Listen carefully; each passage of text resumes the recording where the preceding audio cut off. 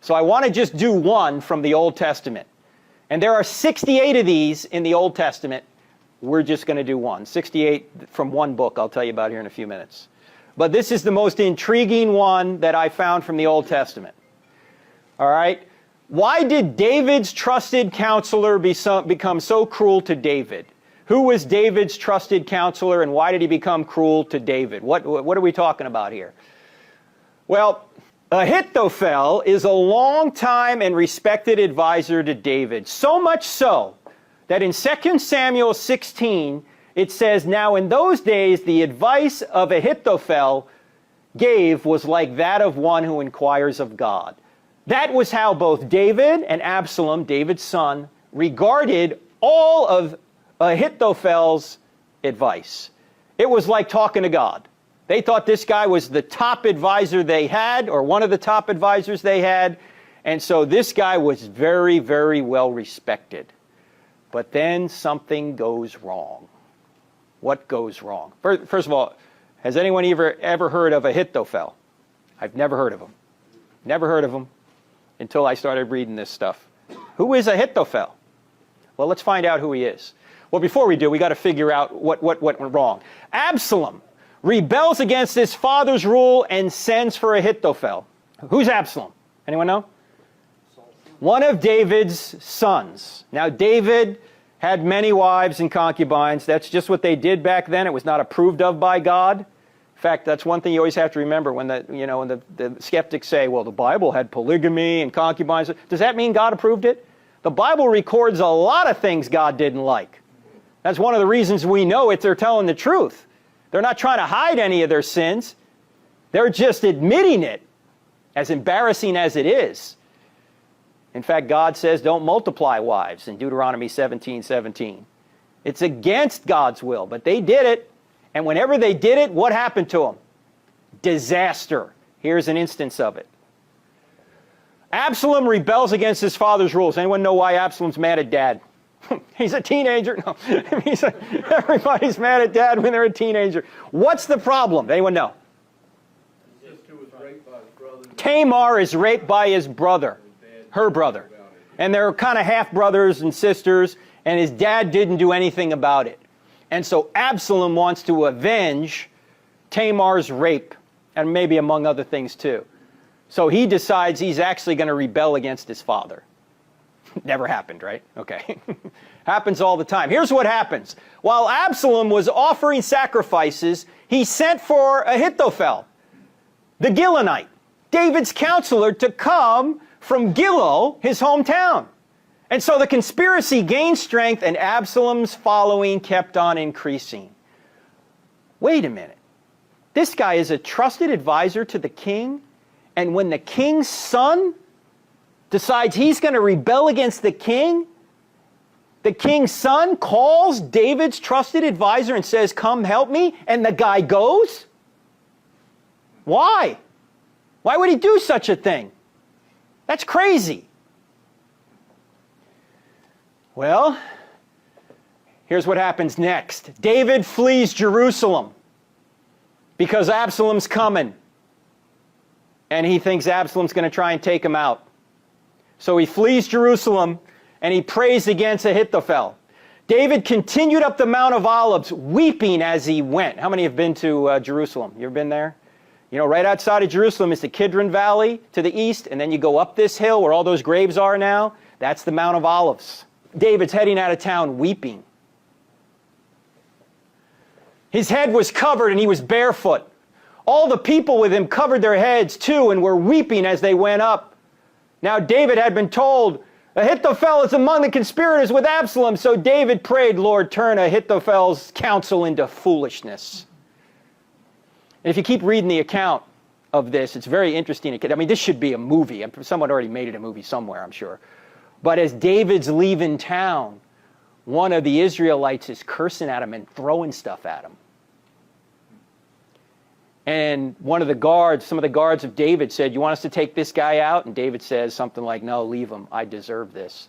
Maybe the Lord sent this guy to punish me. Just maybe the Lord told him to throw rocks at me. Leave him."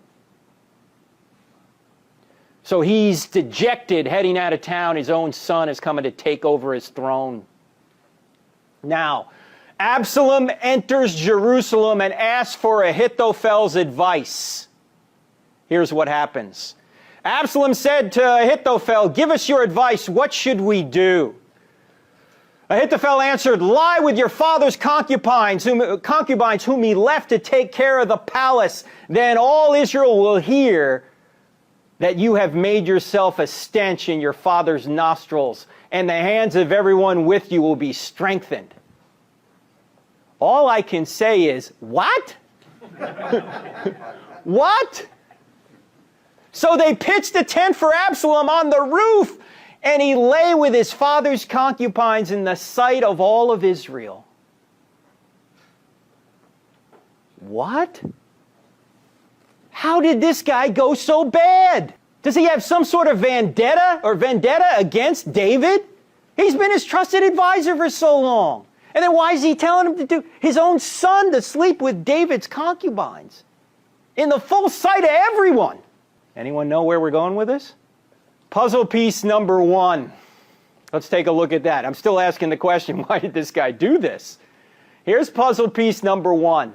Who was Ahithophel? We got to figure out who this guy was first, right?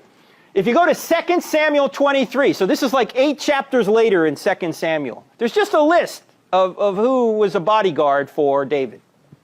Among the 30 of David's bodyguards were Eliam, son of Ahithophel, the Gilonite, and Uriah the Hittite.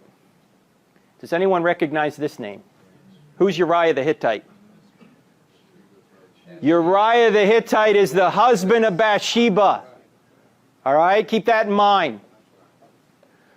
So, but this guy, Eliam, is the son of Ahithophel the Gilonite. So the son of Ahithophel and Uriah must know one another. They're in a small group of 30 bodyguards. They know one another. Keep that in mind. Okay. Next puzzle piece. Who was this guy, Eliam, son of Ahithophel? One evening, David got up from his bed and walked around on the roof of the palace. From the roof, he saw a beautiful woman bathing. The woman was very beautiful, and David sent someone to find out about her. The man said, "Isn't this Bathsheba, the daughter of Eliam and the wife of Uriah the Hittite?" Can anyone see the connection yet? Yeah. What's the connection? Who is Ahithophel? Father-in-law. Huh? He was the grandfather Of Bathsheba. Ahithophel is the grandfather of Bathsheba. Do you see why Ahithophel is annoyed with David and has a vendetta against David?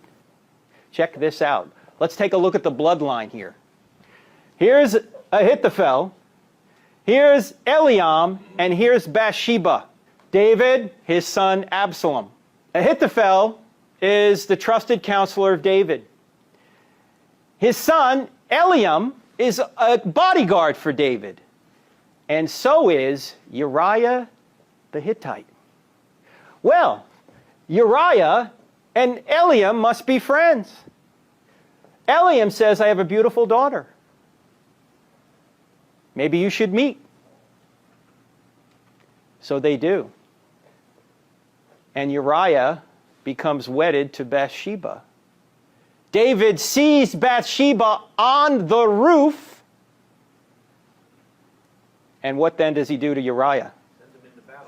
He sends him into battle. Not just he send him into battle, he tells the others, "You push him ahead, so he'll surely die." And you know the story? He first sends for Uriah. His first plan is to send for Uriah and have Uriah lay with Bathsheba, so the baby conceived as a result of David and Bathsheba, Uriah will think it's his baby. That's his first solution. But when Uriah comes home and David says, "Why don't you go in and sleep with your wife?" what does Uriah say? He won't do it. Why won't he do it? Yes, how can I be in here with my wife when my brethren are fighting in the war? That wouldn't be right. That wouldn't be fair. So David couldn't get this honorable man to go in and lie with his wife. So plan B, kill him. David takes out Uriah. David just took out Ahithophel's grandson-in-law. Just took him out. Now, I don't know if Bathsheba has any kids at this point, but grandpa's in here. If somebody messes with your granddaughter's husband like this, you're not going to be happy about it, are you? So, Ahithophel is thinking, when am I going to have a chance to get back at David? Well, what happens is, as soon as Absalom rebels, Absalom knows this, he says to Ahithophel, why don't you come with me? So he does, but David outsmarts him. What does David do? David sends in a double agent, Hushai. Hushai goes down to Absalom and makes Absalom believe he's with Absalom, but in reality he's working for David. And instead of taking Ahithophel's advice, Absalom takes Hushai's advice, and Ahithophel at that point knows that it's going to be disaster for Absalom. And now he's left out in the cold, because once Absalom's either deposed or killed, David's going to say, why did you do this? So what does Ahithophel do? The text says he got his affairs in order and killed himself. But now go back. Why do you think he said to Absalom, sleep with your father's concubines on the roof? On the roof. On the roof. Same thing David did with Bathsheba. At least he saw her on the roof. You see the connection now? Now, you got to be some sort of super detective. I didn't come up with all this. J.J. Blunt came up with it. I mean, to see all these interconnections, I mean, these are just minor references somewhere else in the scriptures. You wouldn't see all these connections. In fact, how many of these so-called undesigned coincidences or elaborate testimonies are there? This man is J.J. Blunt, or this is his book. Again, the book's written 150 years ago.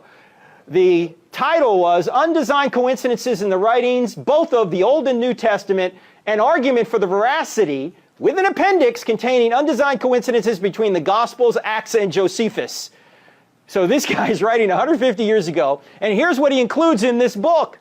He has 68 of these things, like Ahithophel and David from the Old Testament. He has 43 between the Gospels and Acts. That's just the Gospels and Acts. That's nothing to do with the epistles or anything else, just Gospels and Acts. And he has 22 interlocking puzzle pieces between the Gospels and Acts and Josephus.